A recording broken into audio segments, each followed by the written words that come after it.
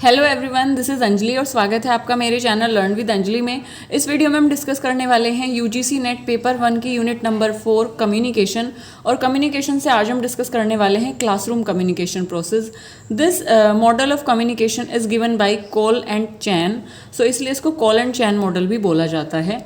सो start करते हैं classroom communication process with a thought. और आज की हमारी थॉट है, the pain you feel today is the strength you feel tomorrow.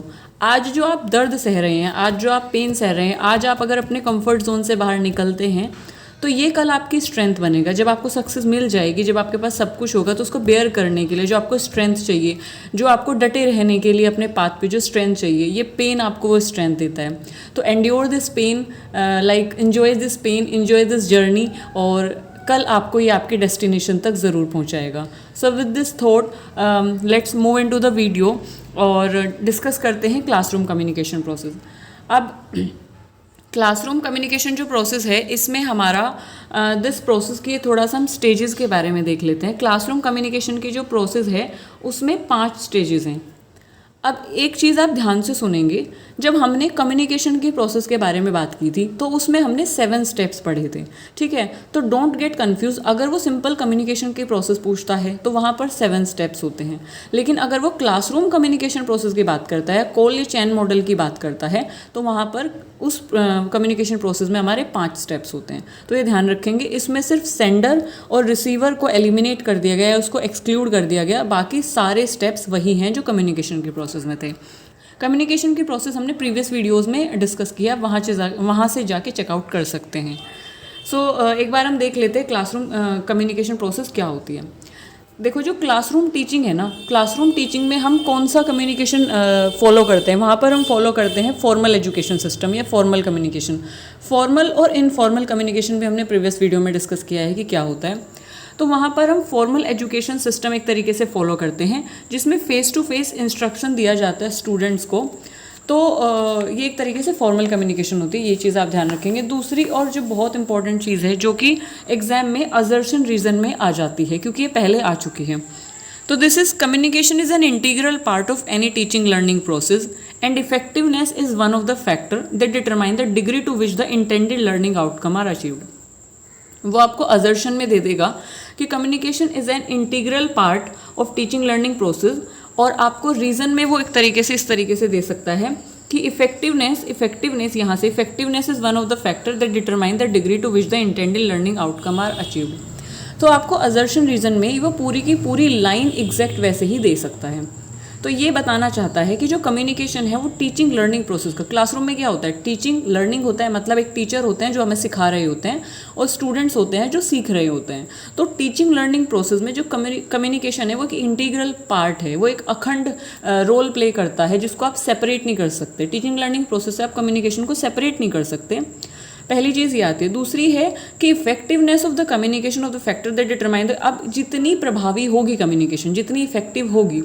Effective communication क्या होती है, क्या क्या उसके कैरेक्टरिस्टिक होते हैं, किन पैरामीटर्स पे हम उन्हें नापते हैं, वो सारी चीज़ें हमने प्रीवियस वीडियोस में डिस्कस की हैं। तो अगर आपने वो वॉच आउट नहीं किया तो प्लीज़ उसे जाके देखिए, ताकि आपको इफेक्टिव कम्युनिकेशन क्लियर हो जाए। इफेक्टिवनेस जो है कम्युनिकेशन की, कितनी प्रभावशाली कम्युनिकेशन होगी, कितना वो लर्निंग आउटकम प्रोवाइड करेगी। तो इफेक्टिवनेस जो है कम्युनिकेशन की, वो डिटरमाइन करता है कि हमारे जो लर्निंग आउटकम है किस हद तक अचीव हुए हैं। यानी कि आपकी कम्युनिकेशन जितनी ज़्यादा प्रभावशाली होगी, जितनी ज़्यादा इफेक्टिव होगी, उतना ही ज़्यादा बच्चों के लर्निंग आउटकम उतना ही ज़्यादा अच्छे होंगे, उतना ही ज़्यादा उन्हें चीज़ें क्लियर होंगी, और आपका जो आउटपुट है वो उतना ही ज़्यादा बेटर होगा। ये चीज़ इसमें बोली गई है। सो इसको ध्यान रखेंगे कि ये असर्शन रीजन में वो जनरली पूछ लेते हैं। नेक्स्ट है हमारा कि जो क्लासरूम कम्युनिकेशन की जो प्रोसेस होती है वो बहुत सारे फैक्टर से अफेक्ट होती है। बहुत सारे फैक्टर्स से वो एक तरीके से वैरी करती है, चेंज होती है, अफेक्ट होती है। जैसे कि टीचर्स कैसे हैं, स्टूडेंट किस तरीके के हैं, मैसेज स्टूडेंट किस एज ग्रुप के हैं वो भी मैटर करता है, और किस तरीके के स्टूडेंट हैं, कितना लर्निंग आउटकम वो दे रहे हैं, वो सारी चीज़ें। और उसके साथ साथ मैसेज, बात क्या आप बता रहे हो, आपका डेटा कैसा है, आपका इनपुट कैसा है, जो टीचर लेके आया है। नेक्स्ट है इंस्ट्रक्शंस आपकी कैसी हैं, आप किस तरीके से इंस्ट्रक्ट कर रहे हो बच्चों को, मेथड आप यानी कि आप चैनल क्या यूज़ कर रहे हो, मीडिया क्या यूज़ कर रहे हो, और आपका लर्निंग इन्वायरमेंट क्या है। इन सारी चीज़ों के बारे में हम आगे बात करेंगे। सो ये सारी चीज़ें हैं जो अफेक्ट करती है, जो प्रभाव डालती हैं कि आपके क्लासरूम में कम्युनिकेशन कैसी हो रही है, बच्चों को चीज़ें किस तरीके से समझ आएंगी कि नहीं आएंगी, और उनका जो आउटपुट है वो क्या मिलेगा। नेक्स्ट इज कि जैसे कि मैंने आपको बताया कि this model is given by Cole and Chan, तो ये क्वेश्चन आपसे कोल एंड चैन मॉडल के नाम से भी पूछा जा सकता है। तो Cole and chain model classroom communication, बात आपकी वही है, क्योंकि this model is given by Cole and Chan, scholar Cole and Chan. So moving on to Cole and chain model के अकॉर्डिंग जो टिपिकल क्लासरूम कम्युनिकेशन होती है ना, उसमें ये कुछ 5 पॉइंट्स होते हैं, यानी कि 5 स्टेजेस में वो कंप्लीट होती है, 5 स्टेजेस होती हैं उस क्लासरूम कम्युनिकेशन प्रोसेस की। So which is formulation of message, message encoding, message transmission, message decoding and interpretation, feedback and evaluation. तो अगर आप इसको ध्यान से देखें तो जब हमने कम्युनिकेशन प्रोसेस की बात की थी, तो ये सारे स्टेजेस वही हैं, उसमें बस 2 चीज़ें ऐड थी, एक सेंडर और एक रिसीवर। सो सेंडर और रिसीवर को अगर हम एक्सक्लूड कर दें तो हमारी क्या बन जाती है, क्लासरूम कम्युनिकेशन प्रोसेस की स्टेजेस, और अगर हम सेंडर और रिसीवर को इंक्लूड कर देते हैं तो हमारी सिंपल कम्युनिकेशन की प्रोसेस आ जाती है। तो इस चीज़ को ध्यान रखेंगे, क्योंकि ये बहुत ही माइनर सा बट बहुत बेसिक और बहुत इंपॉर्टेंट डिफरेंस है। अब हम इनके बारे में थोड़ा सा जान लेते हैं कि क्या होता है, जो ये डिफरेंट स्टेजेस हैं क्लासरूम कम्युनिकेशन की, ये क्या बताती हैं। सबसे पहला है फॉर्मुलेशन ऑफ मैसेज। फॉर्मुलेशन का मतलब क्या होता है, फॉर्मुलेशन का मतलब बेसिकली होता है बनाना, फॉर्मुलेट करना, बनाना एक तरीके से मैसेज को। तो यहाँ पे क्लियरली जैसे दिया हुआ है कि internal shaping, sorting, shifting of ideas for clarification and organisation is called message formulation. आप अपनी बात को जब कह रहे हैं तो उस बात में जो आप जिस तरीके से उसे बताएंगे, आप क्या डेटा ऐड करेंगे, क्या फैक्ट ऐड करेंगे, कुछ लाइक आप क्या चीज़ें ऐड करेंगे, क्या इंस्ट्रक्शन आप ऐड करेंगे, आपका मैसेज किस तरीके का होगा, तो आप अपने मैसेज को किस तरीके से शेप कर रहे हैं, तो उसको आप बोलते हो मैसेज की फॉर्मुलेशन, यानी कि मैसेज को एक तरीके से फॉर्मुलेट करना है, उसको बनाना। सारे मैसेज जो हैं, सारी कम्युनिकेशन, जैसे कि हमने पहले भी बात की है, सारी कम्युनिकेशन किसी आइडिया से, किसी फैक्ट, किसी इन्फॉर्मेशन से, या मैं कहूँ कि किसी मैसेज से स्टार्ट होती है। सेंडर के माइंड में कोई तो इन्फॉर्मेशन होगी ना जो वो रिसीवर को देना चाहता होगा, तो वहीं से कोई आइडिया से ही या कोई मैसेज से ही कोई भी कम्युनिकेशन स्टार्ट होती है। फिर हम उसे टारगेट ऑडियंस तक या फिर किसी भी इंडिविजुअल तक या किसी रिसीवर तक हम उसको ट्रांसमिट करते हैं, और उससे हम एक्सपेक्ट करते हैं कि वो हमें पॉजिटिव रिस्पॉन्स दे। क्यों पॉजिटिव रिस्पॉन्स दे? क्योंकि हम अपनी बात को अच्छे से फॉर्मुलेट करेंगे तो हम उससे एक्सपेक्ट करेंगे कि हमारी बात उस तक अच्छे तरीके से पहुँचे और हमें पॉजिटिव फीडबैक दे। तो पॉजिटिव फीडबैक देने के लिए सबसे ज़रूरी है कि आप अपने मैसेज को जो है अच्छे से फॉर्मुलेट करें, ठीक है। Now moving on to next one is कि जो सक्सेस है कम्युनिकेशन की is depend upon what we say and how we say. आपने मैसेज तैयार किया है और मैसेज बहुत अहम रोल प्ले करता है कम्युनिकेशन में। कम्युनिकेशन कितना सक्सेसफुल होगी, आपकी कम्युनिकेशन में आपने जो बात कही है वो प्रभावशाली होगी भी या नहीं होगी, आपकी बात कितनी सुनी जाएगी, ये डिपेंड करता है कि आप क्या कहते हैं, यानी क्वालिटी ऑफ द कंटेंट। दूसरी बात, आप उसे कैसे कहते हैं, ठीक है। तो बात कहने का तरीका और बात जो है वो दोनों चीज़ें कम्युनिकेशन में काफ़ी अहम रोल प्ले करती हैं। अब जो मैसेज है ना, मैसेज जो है आपका वर्बल भी हो सकता है, नॉन वर्बल क्यूज़ भी हो सकता है, या दोनों भी हो सकते हैं, ठीक है। कॉन्ग्रुएंसी भी हो सकती है, जैसे हमने प्रीवियस वीडियो में बात की थी कि वर्बल और नॉन वर्बल दोनों हो सकते हैं, यानी कॉन्ग्रुएंट मैसेज भी हो सकता है, कॉन्ग्रुएंसी भी हो सकती है, रिटन भी हो सकता है, स्पोकन भी हो सकता है, जेस्चर्स मूवमेंट भी हो सकते हैं, ठीक है। अब अगर हम इसको क्लासरूम कम्युनिकेशन प्रोसेस के रूप में अगर हम इसको देखें तो टीचर क्या करता है वो कॉन्सेप्चुलाइज करता है आइडियाज़ को, जो कन्वे करना होता है उसे स्टूडेंट तक, तो उसको वो जो है एक कोहेरेंट मैनर में, एक मीनिंगफुल सीक्वेंस में तैयार करके लाता है। मान लो कि टीचर को आज लेक्चर देना है, तो ऐसे नहीं कि आ जाएंगे और फिर वो कुछ भी ऐसे बोलना स्टार्ट कर देंगे। वो अपने जो उन्हें लेक्चर देना उसको प्रिपेयर करके अच्छे से आते हैं, उसको अरेंज करके अच्छे से आते हैं, कुछ इस तरीके से, वो कुछ इस ऑर्डर में, कुछ इस तरीके से उसको तैयार करके आएंगे कि वो बच्चों को अच्छे से समझ आ जाए, वो मीनिंगफुल हो, वो सॉलिड हो। तो इस तरीके से वो सीक्वेंसिंग करते हैं। उसमें वो वर्बल का यूज़ करते हैं, साथ ही साथ वो नॉन वर्बल का भी यूज़ कर सकते हैं। साथ ही साथ वो पिक्चर्स का भी यूज़ करते हैं, जेस्चर पोस्चर्स का वो यूज़ करते हैं। तो इन सारे क्यूज़ को मिलाकर वो अपने मैसेज को मीनिंगफुल बनाने की कोशिश करते हैं। Ability to think, organize thoughts quickly and express himself or herself effectively are some attribute of the good communicator। एक अच्छे कम्युनिकेटर की जो क्वालिटीज़ है वो यही हैं कि वो कितने अच्छे से चीज़ों को सोचता है, कितने अच्छे से उन्हें ऑर्गेनाइज करता है, और ऑर्गेनाइज करने के बाद वो दिमाग में उन्हें ऑर्गेनाइज करता है, और ऑर्गेनाइज करने के बाद वो कितने अच्छे से अपने आप को एक्सप्रेस कर पाता है, कितने अच्छे से अपनी बात को रख पाता है, कितने ज़्यादा क्यूज़ वो ऐड कर पाता है अपनी कम्युनिकेशन में, आप उसी को बोलोगे कि वो एक अच्छा कम्युनिकेटर है। तो ये सारी चीज़ें जो है मैसेज फॉर्मुलेशन में काफ़ी इंपॉर्टेंट रोल प्ले करती हैं। This is all about message formulation in communication. Now moving on to message encoding. जैसे कि हमने कम्युनिकेशन प्रोसेस में भी बात की थी एनकोडिंग की, तो एनकोडिंग इज समथिंग की converting that ideas into the form that can be transmitted to receivers. अब हम अपने मैसेज को उन फॉर्म में कन्वर्ट करेंगे कि हम उसे अपने रिसीवर के सामने रख सकें, उसको आप एनकोडिंग बोलते हो। तो एनकोडिंग में जो सेंडर है वो चूज़ करता है कि आप अपने मैसेज को बताओगे, आप अपने मैसेज को कैसे बताओगे, क्या आप उसे बोलकर बताओगे, क्या आप उसे लिखकर बताओगे, सिग्नल के थ्रू बताओगे, जेस्चर्स के थ्रू बताओगे, या आप उसे दोनों तरीके से यानी वर्बली या नॉन वर्बली दोनों तरीके से बताओगे। उसका मेन पर्पस यही होता है सेंडर का कि रिसीवर को बात अच्छे से समझ आए। तो आप उसे उस ही तरीके से चीज़ें बताओगे जिस तरीके से रिसीवर उसे कॉम्प्रीहेंड कर सके, यानी कि उसे अच्छे से उसका एक्सट्रैक्ट समझ सके, उसे अच्छे से वो जो है क्लियर समझ सके। ठीक है, फॉर एग्जाम्पल एक हम इंस्टेंस लेते हैं, इसका एक एग्जाम्पल लेते हैं। मान लो कोई इलिटरेट रिसीवर है, मान लो कोई ऐसा पर्सन है जो ज़्यादा पढ़ा लिखा नहीं है, उसको नॉलेज नहीं है उतनी इंग्लिश लैंग्वेज की, और आप अपने मैसेज को इंग्लिश में ट्रांसमिट कर रहे हो उसको रिसीवर को, तो क्या वो समझ पाएगा? नहीं समझ पाएगा। सिंपल सी चीज़ है, तो आपको उसे हिंदी में बताना पड़ेगा। या फिर मान लो कोई इलिटरेट है जो लिखना पढ़ना नहीं जानता, तो अगर आप उसे रिटन मैसेज दोगे तो क्या वो समझ पाएगा? नहीं समझ पाएगा। तो आपको उसे किस तरीके से बताना होगा? आपको उसे समझाना होगा, ओरली बोल के उसे समझाना होगा।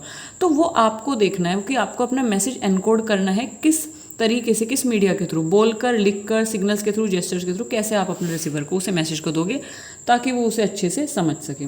अब टीचर क्या करते हैं, टीचर अपने आइडियाज़ को ऐसे एनकोड करते हैं, डिफरेंट तरीके से अपने आइडियाज़ को एनकोड करते हैं to the demands of various curricula, कि जो भी करिकुलम की डिमांड होती है, जिस तरीके से बच्चों को उन्हें लगता है कि समझ आएंगी चीज़ें, जिस तरीके से, जैसे अगर हम साइंस की बात करें तो साइंस में जनरली ऑडियो विजुअल हम प्रेफर करते हैं कि जो प्रोजेक्टर्स होते हैं उन पर पिक्चर्स भी शो हों, वीडियो भी शो हों, और हम समझाते चलें। तो इस तरीके के आपको डिफरेंट मीडियाज़ यूज़ करने हैं। वो टीचर देखता है कि वो अप्रोप्रिएट क्या मीडिया यूज़ करके चीज़ों को समझा सकता है। तो that is message encoding in case of classroom communication.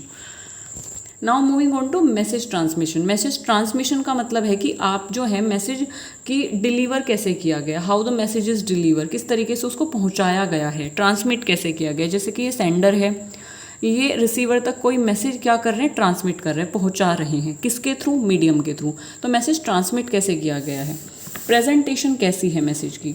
तो इसमें जो है एक चीज़ आती है विच इज़ चैनल। तो चैनल क्या होता है? चैनल वो एक तरीके से व्हीकल होता है, वो तरीका होता है, वो मीन्स होता है जिसके थ्रू आप अपने स्टिमुलस को या आप अपने मैसेज को जो है, कम्युनिकेटर अपने मैसेज को रिसीवर तक पहुंचाता है। जिस मीडियम के थ्रू कम्युनिकेटर अपने स्टिमुलस को या अपनी एक तरीके से मैसेज को रिसीवर तक पहुंचाता है, उसको चैनल बोला जाता है। अब चैनल्स डिफरेंट जैसे कि वही है कि डिफरेंट तरीके से आप पहुँचा सकते हो। आप बोल कर पहुँचा सकते हो अपने मैसेज को, आप लिख कर भी पहुँचा सकते हो, तरीके हैं पहुँचाने के। ठीक है, आप मास मीडिया के थ्रू पहुंचा सकते हो, आप न्यूज़पेपर के थ्रू अपने मैसेज को पहुंचा सकते हो। जैसे कि आपको मास काफ़ी बड़े लेवल पे कोई बात पहुंचानी है तो आप न्यूज़पेपर में दे दीजिए, न्यूज़पेपर में वो छप जाएगी, वो बहुत लोगों तक पहुंच जाएगी। आप टीवी के थ्रू पहुंचा सकते हो उसे। तो दीज आर मैसेज ट्रांसमिशन। ठीक है, अब अगर हम बात करें तो जैसे कि मैंने आपको बताया written, spoken, non verbal, they are different ways. अब एक टीचर क्या करता है, टीचर भी इसी तरीके से अपने, जैसे कि अगर सपोज करो साइंस की हम बात करें, साइंस में डेमोन्स्ट्रेट करके वो प्रेफर करते हैं कि डेमोन्स्ट्रेशन से वो चीज़ों को समझाते हैं। छोटे जो स्टूडेंट्स होते हैं उनको साइंस में जैसे कि फोटोसिंथेसिस वगैरह या लीव्स का कुछ तो डेमोन्स्ट्रेट करके चीज़ों को समझाते हैं कि वो उसका अपने हाव भाव से, जेस्चर्स का भी यूज़ करते हैं, फेशियल एक्सप्रेशंस का भी यूज़ करते हैं अपने आइडिया को कन्वे करने के लिए। So these are some presentation के तरीके होते हैं मैसेज ट्रांसमिशन के। I hope you got my point. Now moving on to message decoding. So message decoding is like कि decoding is interpretation of the message by the receiver, कि receiver उसे decode करेगा, उसे समझेगा, मैसेज को comprehend करेगा। ये कौन करता है? ये रिसीवर करता है। रिसीवर क्या करता है? Look for the meaning in the message that is common. वो क्या करता है? वो बेस्ट पॉसिबल वे में उसे समझने की कोशिश करता है, उसे समझता है। अब वो कितना समझेगा इस बात पर डिपेंड करता है कि आपने मैसेज ट्रांसमिट कैसे किया और आपने उसे एनकोड कैसे किया, आपने उसे बनाया कैसे है और आपने उसे किस चैनल के थ्रू एक तरीके से ट्रांसमिट किया है रिसीवर तक। तो रिसीवर उसे बेस्ट पॉसिबल वे में समझने की कोशिश करेगा। अब एक और चीज़ यहाँ पे ध्यान देने की ज़रूरत है which is very much important, कि जब हम बात करेंगे ना डिकोडिंग प्रोसेस की, तो डिकोडिंग में रिसीवर एक्टिव हो जाता है, सेंडर पैसिव हो जाता है। पैसिव की अगर हम बात करें, पैसिव का मतलब होता है निष्क्रिय, जो अभी क्रिया नहीं कर रहा है। एक्टिव का मतलब होता है क्रिया। तो डिकोडिंग प्रोसेस में काम कौन कर रहा है, समझ कौन रहा है मैसेज को? रिसीवर। तो वहाँ पे रिसीवर एक्टिव है, सेंडर का काम खत्म हो चुका है, तो सेंडर क्या होगा? पैसिव। लेकिन अगर मैं एनकोडिंग की बात करूँ तो एनकोडिंग में उल्टा होगा। एनकोडिंग में सेंडर क्या होगा? सेंडर एक्टिव होगा। रिसीवर क्या होगा? रिसीवर होगा निष्क्रिय, यानी कि पैसिव हो जाएगा। तो ये चीज़ आप थोड़ा सा ध्यान रखेंगे, ये पूछ ली जाती है। अब एक और चीज़ आती है इसमें कि जो लैंग्वेज है ना, लैंग्वेज का अपना कोई मीनिंग नहीं होता, लैंग्वेज की कोई बात नहीं होती। अब लैंग्वेज में जिस तरीके से आप उसे समझोगे वो वही मीनिंग देगी, ठीक है। जैसे कि अलग अलग लैंग्वेज में अलग अलग चीज़ों का मतलब अलग अलग होता है। तो फॉर एग्ज़ाम्पल कि अगर मैं बात करूँ, फॉर एग्ज़ाम्पल आप किसी को मोटा बोलते हैं, तो अगर आप किसी को यूपी वाले इलाके में बोलोगे तो मोटा मतलब क्या होता है कि वो समझेगा कि मुझे फ़ैट बोल रहे हैं, फ़ैट शेमिंग कर रहे हैं, बॉडी शेमिंग कर रहे हैं। लेकिन अगर आप मोटा बोलते हो गुजरात में जाके, तो वहाँ पे मोटा शब्द का मतलब क्या होता है? बड़ा भाई, एल्डर ब्रदर। तो दैट इज़, तो लैंग्वेज का अपना कोई मीनिंग नहीं होता। लैंग्वेज को मीनिंग कौन देता है? डिकोडर। डिकोडर यानी कि रिसीवर उसका मीनिंग निकालता है, रिसीवर उसका एक तरीके से मीनिंग निकालता है बेस्ट पॉसिबल वे में। और रिसीवर किस चीज़ के ऊपर उसका मीनिंग निकालता है, कैसे आप उसका मीनिंग निकालेगा? On the basis of his और हर बैकग्राउंड नॉलेज और कॉन्टेक्स्ट ऑफ कम्युनिकेशन, किस कॉन्टेक्स्ट में कम्युनिकेट किया गया है और रिसीवर उसे किस तरीके से परसीव कर रहा है, कि रिसीवर उस बात को या रिसीवर उस लैंग्वेज को क्या समझ रहा है, रिसीवर किस पर्सपेक्टिव। अगर गुजरात के लोगों को आप मोटा बोलोगे तो वो लाइक उसको एल्डर सिस्टर के, एल्डर ब्रदर के तौर पे लेंगे, उसको एक तरीके से सम्मान के तौर पे लेके। लेकिन अगर आप यूपी में या अदर एरियाज़ में बोलते हैं, इसको उत्तराखंड में बोलते हैं, तो वो उसको डिमीनिंग फॉर्म में ले सकते हैं। तो I mean to say that. So on the base of his background information, on the base of his form of language, वो उसका एक तरीके से उसकी डिकोडिंग की जाती है। Now moving on to next one, our next thing is कि feedback and evaluation. If we talk about feedback is something exchange of ideas. जैसे कि मैंने आपको previous videos में भी बताया था कि feedback is response given by the receiver, या एक तरीके से reaction that is given by the receiver. तो exchange of ideas तभी पॉसिबल होता है, या तभी कम्युनिकेशन एक तरीके से प्रभावी मानी जाती है, तभी एक तरीके से वो इफ़ेक्टिव मानी जाती है, अगर रिसीवर उसका रिस्पॉन्ड करता है या रिसीवर उस चीज़ का एक तरीके से प्रतिक्रिया देता है उस चीज़ पर। अब जो फीडबैक है, फीडबैक जो है 3 तरीके की होते हैं, वो पॉजिटिव भी हो सकती है, नेगेटिव भी हो सकती है, एम्बिग्यूअस भी हो सकती है। अगर मैं पॉजिटिव फीडबैक की बात करूं, तो अगर सपोज करो आपने कम्युनिकेट किया है और रिसीवर आपको रिस्पॉन्स दे रहा है पॉजिटिवली कि हाँ अच्छा था, बेस्ट था, आपने बहुत अच्छा आपने बहुत अच्छा मैसेज ट्रांसमिट किया है, आपका मैसेज बहुत अच्छा था, तो that is positive feedback. But ऐसा ज़रूरी नहीं है कि जो रिएक्शन या रिस्पॉन्स आएगा वो पॉजिटिव ही आए, वो नेगेटिव भी आ सकता है। Means you can say that कि सामने वाला जो रिसीवर है वो ऐसे रिस्पॉन्ड कर सकता है कि उसको नहीं पसंद आई मैसेज, उसको फैक्ट पसंद नहीं आया है, आपको प्रेजेंट करने का तरीका उसे पसंद नहीं आया, तो वो नेगेटिव फीडबैक में चला जाएगा। अब एम्बिगियस क्या है? एम्बिगियस मतलब कि अस्पष्ट। अस्पष्ट मतलब वो फीडबैक कि जिसमें अनक्लियर होती है, यानी कि जो रिस्पॉन्स है, जो रिसीवर है वो रिस्पॉन्स तो देगा, रिएक्शन तो देगा, बट वो क्लियर नहीं होगा कि वो पॉजिटिव है, पॉजिटिव वे में है या नेगेटिव वे में है, वो अस्पष्ट होगा। जैसे कि यू कैन से, जैसे रिसीवर रिस्पॉन्ड कर रहा है या ओके, इस टाइप में अगर वो रिस्पॉन्ड कर रहा है तो एम्बिगियस है। मतलब यू कैन नॉट से कि वो पॉजिटिवली रिस्पॉन्ड कर रहा है, नेगेटिवली, उसको बात पसंद आई है कि नहीं आई है, तो वो चीज़ एम्बिगियस में चल जाती है। तो ये कभी कभी ना आपसे ऑप्शंस में दे दिया जाता है, तो आप एम्बिगियस में थोड़ा सा, एम्बिगियस फीडबैक में थोड़ा सा कंफ्यूज हो जाते हैं स्टूडेंट, तो वहाँ के लिए मैं इसको बता रही हूँ। फीडबैक में आपको थोड़ा सा ना क्लासरूम कम्युनिकेशन के पर्सपेक्टिव से अगर मैं बात करूँ तो फीडबैक में थोड़ा सा टीचर्स को वो रहना पड़ता है, क्लियर वो रहना पड़ता है, सॉरी लाइक बहुत अवेयर रहना पड़ता है, क्योंकि वहाँ पर क्या होता है, they are subtle ways, they are like subtle you can say indirect veg.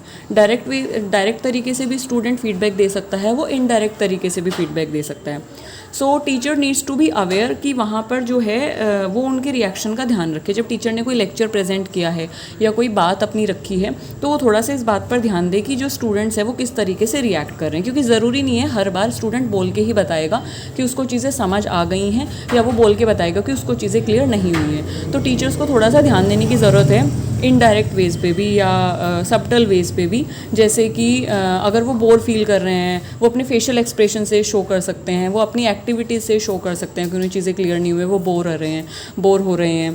तो teacher needs to be aware at that time, क्योंकि सबका जो तरीका होता है फीडबैक देने का वो अलग अलग होता है। अब जो फीडबैक है ना, फीडबैक क्यों ज़रूरी होता है, क्योंकि फीडबैक हमें एक अपॉर्चुनिटी प्रोवाइड करता है। जो सेंडर है फीडबैक उसको एक अपॉर्चुनिटी प्रोवाइड करता है, एक मौका प्रोवाइड करता है कि वो अपने आप को इवैल्यूएट करे कि उसका मैसेज ट्रांसमिट करने का तरीका, इनकोड करने का तरीका अच्छा है कि नहीं है, वो एक अच्छा कम्युनिकेटर है कि नहीं है, और उसको क्या क्या चीज़ें बदलाव लाने की ज़रूरत है अपने कम्युनिकेशन में। तो वो एक तरीका है जिससे वो अपने आप को इवैल्यूएट कर सकता है। और अगर मैं नॉन वर्बल क्यूज़ की बात करूँ जिनसे कोई भी फीडबैक दे सकता है, कोई स्टूडेंट या कोई भी व्यक्ति जो रिसीवर है वो फीडबैक दे सकता है, जैसे कि फ्लटरिंग ऑफ आईलिड्स, अपनी आईलिड को फ्लटर करके या अपने आईब्रोज़ को रेज करके, फेशियल एक्सप्रेशंस बना के, क्योंकि आपको पता चल जाएगा कि वो खुश है, उसको समझ आया कि नहीं आया। अगर वो ओवर एक्साइटेड हो रहा है तो इट मीन्स कि वो और जानना चाहता है। अगर वो बोर फील कर रहा है, लाइक वो ऐसी अवस्था में है कि वो सोने वाला है, वो आपकी बातों पे ध्यान नहीं दे रहा है, तो इट मीन्स कि वो बोर फील कर रहा है। You need to change your way. So इन सारी चीज़ों पे टीचर को थोड़ा सा ध्यान देने की ज़रूरत है, उसको थोड़ा सा एक्टिव रहने की ज़रूरत है वहाँ पे। सो आई होप आपको ये coal and chain model clear हुआ होगा, क्लासरूम कम्युनिकेशन प्रोसेस आपको क्लियर हुई होगी। So this is it about coal and chain model. Next video में हम डिस्कस करेंगे principles of effective communication process, कि क्या क्या प्रिंसिपल्स हैं इफेक्टिव कम्युनिकेशन प्रोसेस के। और तब तक के लिए stay healthy, stay happy, and thanks for listening me show patiently. Thank you.